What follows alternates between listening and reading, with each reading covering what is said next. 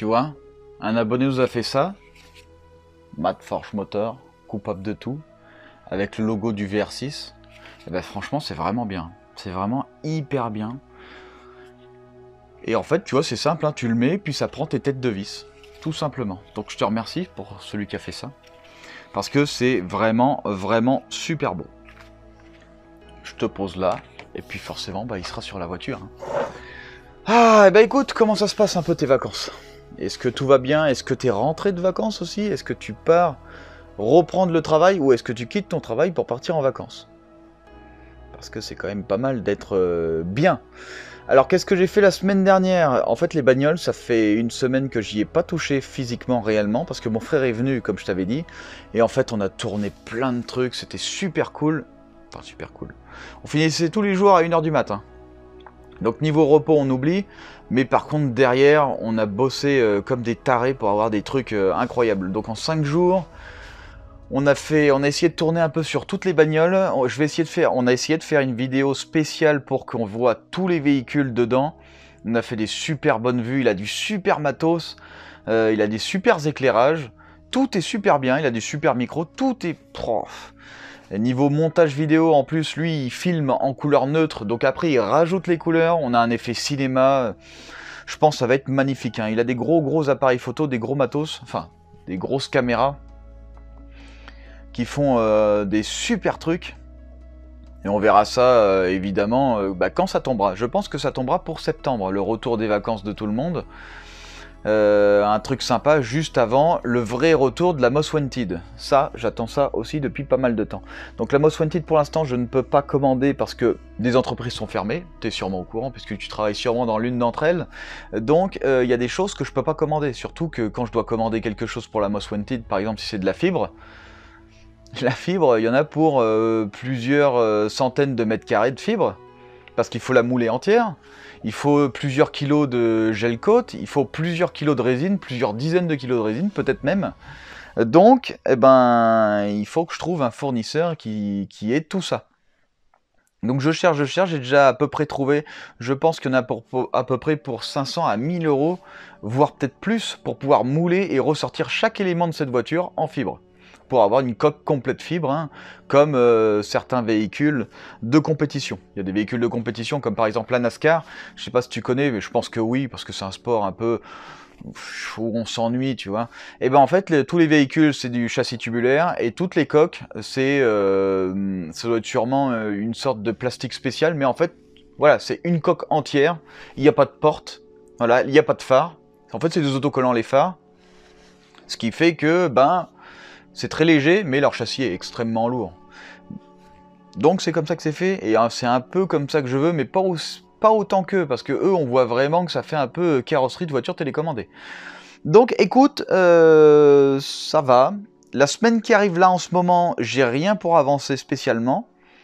Donc c'est l'environnement. Là, on s'occupe de l'environnement clairement pour que, on se sente bien chez nous. Donc alors ici, tu vois, c'est mon bureau actuel. C'est le bureau, de toute façon, on va l'enlever. Donc, derrière la BMW, ici, le marbre. On va l'enlever. Le marbre, il va derrière là-bas. Donc, il faudra que je fasse tout un rangement ici. Les armoires, ici, ça dégage. J'en avais ici, je les ai dégagées. Parce que comme ça, quand je travaillerai, j'aurai plus cet espace-là qui est... Regarde, j'écarte à peine les jambes. Tu vois, je suis, comme qui dirait, coincé. Et c'était pareil de l'autre côté. Sauf que là, écoute... là, tu vois, quand j'écarte les jambes... Tu vois, j'ai encore, on va dire, un peu plus de place. Oui. V6 de l'Opel, on verra. Ça, j'ai prévu un truc pour celle-là. Donc, ça va être vraiment cool. Du coup, pour tout ce bordel, forcément, je vais dégager plein de trucs. Mais il y a les outillages. Donc, j'ai commandé des armoires. Alors, ça m'a coûté extrêmement pas cher. Je sais plus comment il s'appelle le site. En gros, si tu veux, j'ai 3 armoires. En fait, si tu veux, des armoires, des étagères. Des étagères un peu comme celle-là. Et ça m'a coûté 109 € les 3, livraison gratuite. Écoute, qu'est-ce que tu veux que je fasse de quoi d'autre que de les prendre quand même?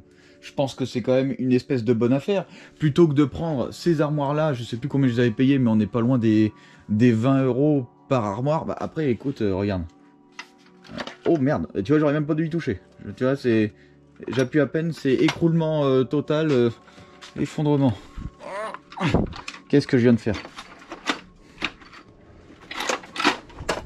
Oh bah voilà, c'est foutu. Ouais, non, tu vois, regarde, elle se défonce et machin. Donc, je peux pas garder ça. Les plastiques, elles iront pour dehors. Dehors, en fait, j'ai un endroit protégé où je pourrais mettre toutes mes affaires qui me servent pas. Faut que je fasse un gros tri. Ça, c'est toutes mes mallettes et tout. Oh, je crois que j'aurais pas dû y toucher, tu vois, c'est...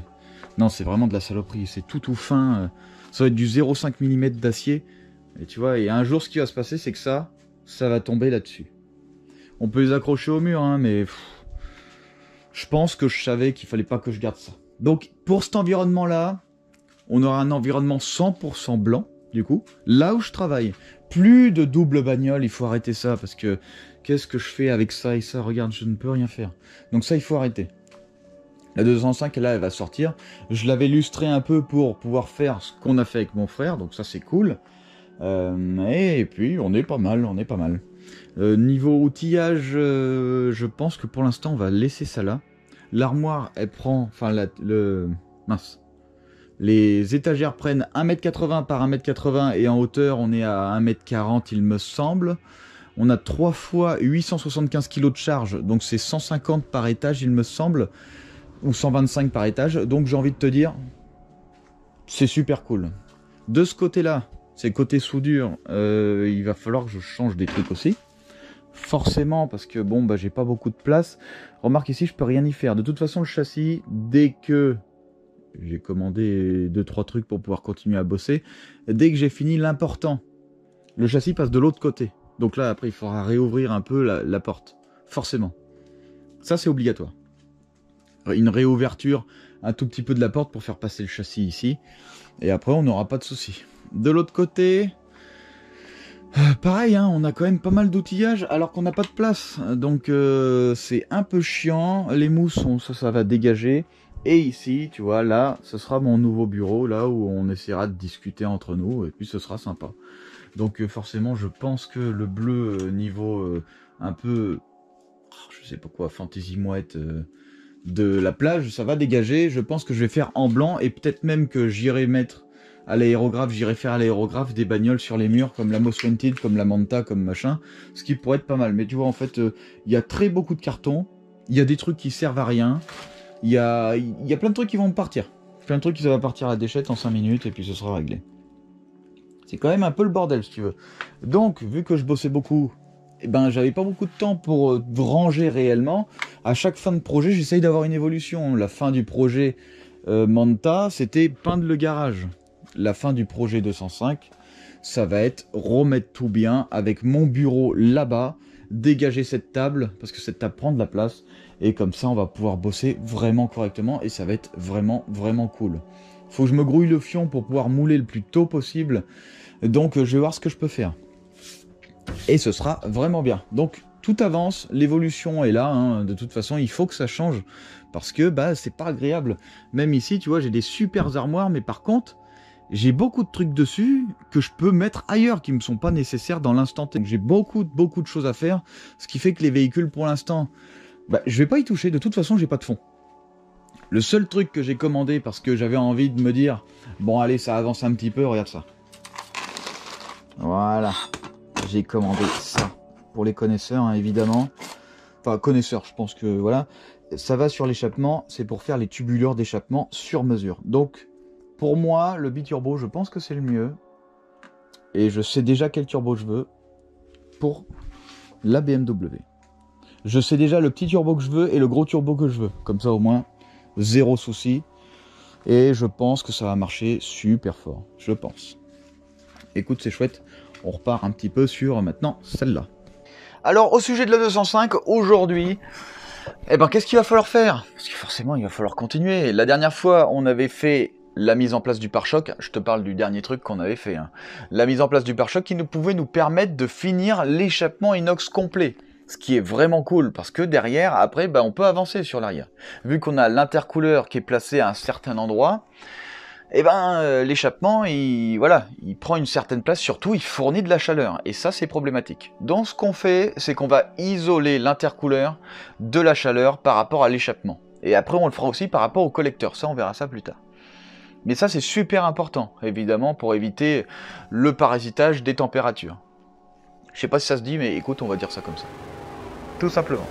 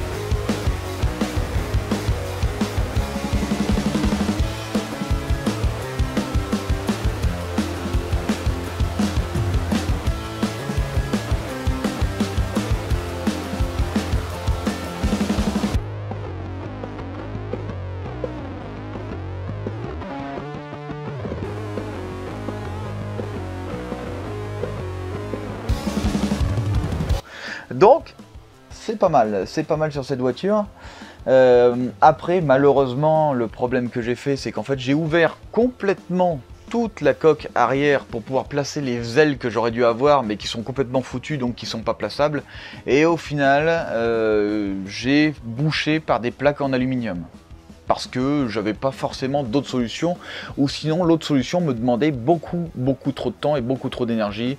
Et quand on prend trop de temps pour quelque chose, et ben ça flingue. Voilà, ça nous flingue clairement. Donc c'est très compliqué de travailler avec volonté si derrière on est contraint.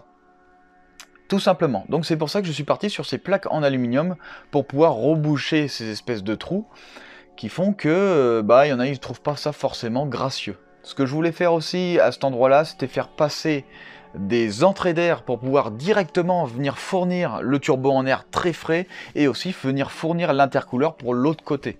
Ce qui fait qu'en fait, on aurait eu des bonnes entrées d'air qui servent vraiment et qui soient vraiment utiles.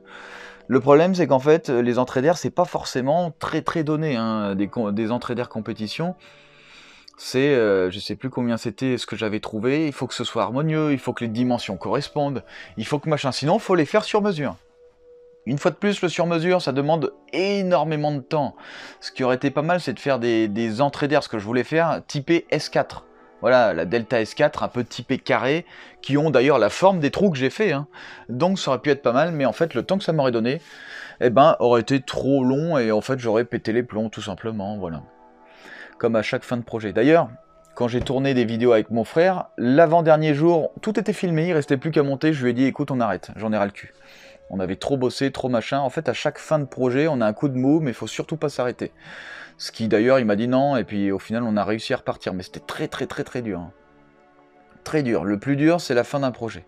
Quand on est à la fin et qu'on se dit oh, c'est bon, et puis top, ça fait trop. Et puis en fait, non, il faut persister. Il faut persister. Donc voilà, donc ces plaques-là, malheureusement, c'était soit ça, soit j'arrêtais complet la bagnole. Voilà, il y a des choses, parfois dans la vie, qui font que on peut pas continuer. C'est comme ça.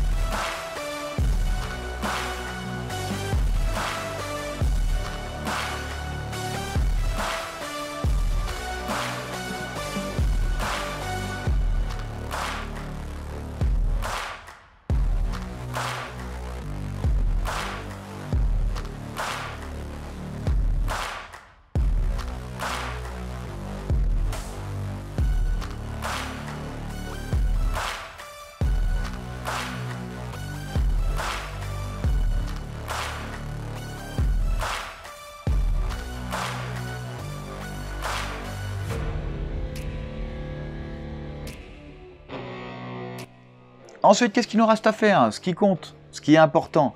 Alors le turbo Max Speeding Rod qu'on a pris, je ne sais pas si vous avez remarqué pendant les essais, enfin des micros essais, hein, j'ai à peine roulé, il charge super tôt.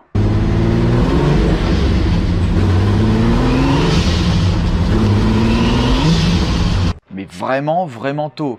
Moi j'ai l'habitude, quand je commande un turbo, enfin l'habitude, je prends des turbos double roulement à billes céramique pour que ça se lance plus tôt, parce que j'ai en général une cylindrée très faible. Et avec une cylindrée très faible, il faut avoir beaucoup de régime pour pouvoir compenser le manque de cylindrée pour envoyer la turbine. Et du coup je prends une technologie interne plutôt balèze. Sur Max Speeding Rod, ils n'ont pas ça. Eux, ils sont directement en palier humide, on appelle ça. Donc c'est la pression d'huile qui fait que ta turbine reste en l'air, parce que tu sais, normalement elle est un peu posée, tu vois. On va dire qu'elle a du jeu de flottement très très léger, hein. Et en fait, c'est l'huile qui fait la lubrification et qui fait le roulement. J'avais des doutes, des soupçons, mais en fait le turbo Max, il marche super bien. Il marche super bien. Il marche super bien et super tôt. À voir sur bande puissance ce que ça donne. Alors je sais pas si Coupable veut changer le turbo avant d'aller sur banc, s'il veut changer le collecteur d'échappement avant d'aller sur banc, parce que le collecteur d'échappement, j'ai dû le retravailler mais au MIG. Donc c'est pas non plus l'extase. Après j'ai envie de te dire, les culasses des VR6, une sur deux, malheureusement, ne fait pas la même dimension. Il y en a une qui est ovale, une qui est ronde. Donc déjà, la fluidité de gaz entre les cylindres, elle n'est pas exceptionnelle. Alors, le collecteur d'échappement, oui, c'est sûr, mieux il est, mieux ça va être. Mais est-ce qu'on va voir vraiment un gain alors que déjà derrière la culasse, c'est pas super terrible? Je sais pas. Je sais pas. Normalement, il aurait fallu retravailler les conduits de la culasse pour avoir quelque chose de vraiment bien.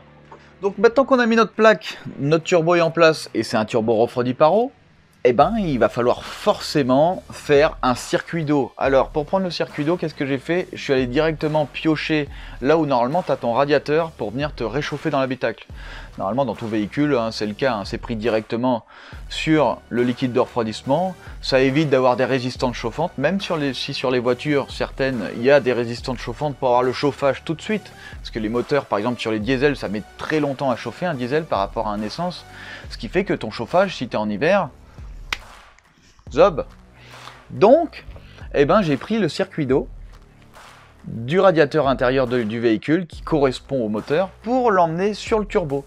Ce qui fait qu'on a une circulation d'eau constante à l'intérieur de ce turbo et c'est pas mal. Parce qu'en fait, c'est pas pris au même tube. Si tu veux, tu dois avoir deux tuyaux qui arrivent, sauf qu'il y en a un qui arrive d'un côté et l'autre de l'autre. Sinon, la circulation se fait pas. Bah ouais, forcément. Comment veux-tu que ça circule si tu le mets sur le même tuyau? Admettons, sur un seul tuyau, tu fais partir deux tuyaux. Déjà, tu purges rien. Tu peux pas, parce que ça circule pas. Et forcément, ça chauffera jamais, puisque l'eau circule pas là-dedans. Donc il faut que le circuit d'eau pour le turbo soit pas fait n'importe comment. Il faut qu'il soit fait avant un endroit de la pompe à eau et un endroit après la pompe à eau. C'est important. Je te le dis grossièrement, mais c'est à peu près ça, quoi. Tu peux pas le mettre n'importe où. Donc il faut le faire intelligemment. Vu qu'on a des emplacements spécifiques sur ce moteur, ça tourne super bien. Donc voilà, donc on fait ça. Il va falloir aussi rajouter un vase d'expansion. Ce vase d'expansion, forcément, il ne peut pas être plus bas que le niveau du moteur. Ça me paraît une évidence. Et à l'avant, j'avais mis un radiateur d'eau qui était aussi avec un emplacement pour pouvoir remplir le liquide. Ce qui est super bien, c'est que, bon, même s'il faut quand même purger le radiateur d'eau, il y a un système de purge en haut du radiateur qu'on tourne pour pouvoir évacuer l'air et que qu'il n'y ait aucun air à l'avant du véhicule. Donc c'est pour ça qu'en fait je me suis fait un peu chier, on va dire ça comme ça, sur le radiateur avant pour pouvoir le remplir et pour pouvoir pour que ce soit plus facile, si tu veux, pour l'arrière. Parce que je me rappelle la Calibra, ce que j'avais fait, c'est que j'avais mis un vase d'expansion à l'arrière. Mais pour purger, à chaque fois, c'était un enfer. Il fallait laisser ouvert la purge, remplir d'eau, jusqu'à ce que ça coule de l'autre côté. Une fois que ça coulait de l'autre côté, je refermais, mais en fait, une fois que le moteur tournait, vu que lui, il avait de l'air dedans, ça ramenait de l'air vers l'avant, etc. Bref, là, ça le fait toujours. Mais c'est beaucoup plus simple. C'est beaucoup plus simple. Donc, c'est pas mal. Alors, ça veut dire quoi? Ça veut dire qu'on a un bouchon anti-surpression à l'avant et un bouchon anti-surpression à l'arrière sur ce véhicule. À l'avant, ça va être 100% liquide, et à l'arrière, on va forcément avoir de l'air. Donc le vase d'expansion va pouvoir faire son boulot. Alors évidemment, une fois que le circuit de refroidissement il est fait, il faut le tester. Mais il ne faut pas seulement tester son étanchéité, il faut aussi tester la soupape. Il faut que la soupape se déclenche à 1 bar. Ça dépend des véhicules, mais normalement, alors ça dépend, je sais pas, mais pour moi c'est 1 bar. Voilà. À 1 bar, 1 bar 1, 1 bar 2, il faut que tu sentes ton bouchon évacuer l'air. C'est pour éviter les surpressions dans le système de refroidissement. Si tu as une surpression, tu fais péter tes tuyaux. Hein. Donc c'est un peu foutu après, quoi. Donc ça c'est important, et tu as une évacuation du liquide ou de l'air qui fait que, voilà, il n'y a pas trop de pression. Ça, il faut absolument savoir si ça marche parfaitement au bon truc. Donc ça, c'est le premier truc à faire. Ensuite, je me suis rendu compte que j'avais des fuites au niveau du radiateur, là où j'avais soudé l'aluminium. Donc, ce que j'ai fait, plutôt que de le redéposer pour pouvoir le ressouder au TIG, j'ai foutu ce qu'on appelle de la résine époxy. De la résine époxy spéciale métal. Ce qui fait qu'en fait, ça compense le problème de fuite. Et en fait, depuis, il n'y a aucune fuite. Hein. On a remis le moteur à température, on a remis machin. Enfin, j'ai fait ça, et aucun problème. J'ai remis la pression à l'intérieur, zéro souci, zéro fuite, aucun souci. Le liquide de refroidissement, il y a à peu près 10-15 litres dans ce véhicule. Donc c'est quand même assez lourd. Hein. Vu que le radiateur d'eau est à l'avant, et que tous les conduits d'eau passent sous le véhicule, parce que le moteur est là à l'arrière, alors ça c'est pour une question de répartition des masses, évidemment. Hein. Sur certains véhicules, comme par exemple Ferrari ou certains autres véhicules, les radiateurs d'eau sont à l'arrière. Ils sont à l'arrière parce que les moteurs ne sont pas... Enfin, ils sont centrés, mais centrés beaucoup plus vers le centre, les moteurs, alors que dans notre cas, c'est un centré arrière, mais qui est beaucoup plus proche de la transmission que du centre du véhicule, ce qui fait que les masses sont un peu moins bien réparties qu'un moteur central réellement, longitudinal, central longitudinal. Donc forcément, on s'adapte à notre environnement. Donc à l'arrière, pour pouvoir bien faire circuler l'eau, il va falloir emmener les tuyaux par-dessous, etc. Comme je te l'ai dit, il va falloir un certain diamètre. J'ai pris un diamètre peut-être un peu trop grand, j'ai pris du 38 mm, alors que du 35, ça aurait été très bien. La circulation d'eau se fait super bien. Quand le calerstat s'ouvre, il faut sentir les tuyaux. Tu touches tes tuyaux, tu sens que la circulation se fait bien. Au bout d'un moment, tes tuyaux chauffent. Il faut absolument être sûr que les tuyaux chauffent bien sur l'avant pour être sûr que ça circule bien. Parce que, mine de rien, 15 kg d'eau, il faut pouvoir les emmener quand même, tu vois. Ça demande de l'énergie. Ça demande de l'énergie au moteur. Donc, la pompe, elle peut très bien faire ouais, je crois que c'est un gavage qu'on appelle ça. Donc, en fait, elle tourne sur place et en fait, l'eau ne circule pas. Mais dans notre cas, on a de la chance, ça marche super bien. L'eau circule, il n'y a absolument aucun souci. Derrière ça, il a fallu faire de la pièce sur mesure, forcément, parce que le circuit d'eau, c'est un truc qui n'est pas comme ça normalement. J'ai dû retravailler des conduits bien spécifiques, et ça me fait travailler le TIG, donc c'est sympa. Hein. Je commence à maîtriser pas mal le TIG. Évidemment, TIG inox, quand c'est de l'acier inoxydable, c'est quand même mieux, ça évite que ça rouille. Même si on est sur un liquide de refroidissement anti-rouille, normalement les liquides de refroidissement sont anti-rouille. Il ne faut pas oublier que les blocs moteurs, la plupart du temps, ils sont en acier, et pour les blocs moteurs aluminium, les cylindres qu'on insère sont en acier. Donc forcément, ça rouille. Donc, le liquide de refroidissement est normalement anti-corrosion, anti-corrosif. Tout à fait. Donc, on est pas mal sur le circuit de refroidissement. Et après, il va falloir commencer à s'attaquer à des choses un peu plus intéressantes niveau gestion cartographique. Donc je pense qu'on verra la prochaine fois plutôt le côté gestion cartographique, parce que c'est assez long. C'est assez long, il y a beaucoup de choses à voir. Enfin, beaucoup de choses, oui, on va dire ça comme ça. L'électricité, c'est un peu le point faible de tous les mécaniciens réels qui se focalisent uniquement sur la mécanique en soi, et ils détestent un peu ça.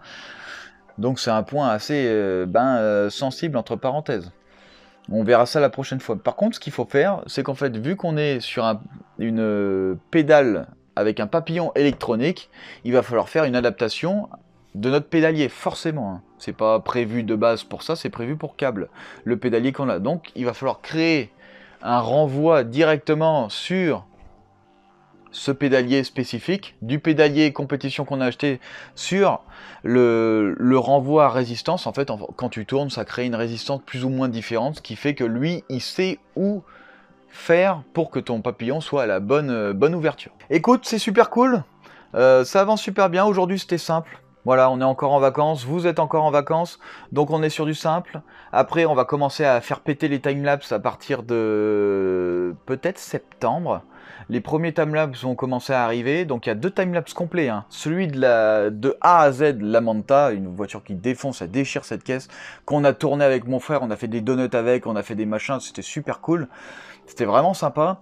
Et on a aussi la 205 qui sera en timelapse aussi, donc le A à Z hein, si tu veux. Donc là on aura 2 grosses vidéos super balèzes, derrière ça une vidéo de présentation un peu de tous les véhicules, mais une vidéo très très courte, qui fait que une sorte de trailer, on va dire ça comme ça. Un truc plutôt bien monté, normalement j'espère que ça devrait vous plaire, et après ça on relance complet la BMW. Donc pendant ce temps-là, moi j'essaierai d'avancer sur des véhicules pour que quand on reprenne la BMW, on ait déjà de l'avancement. Ce que j'aimerais bien, ce serait la moulée pour cet été. Alors il y en a, ils m'ont dit c'est pas forcément top parce qu'il fait très chaud et la fibre, bah, si elle durcit trop vite et ça peut rétracter un petit peu trop vite, il peut y avoir des problèmes.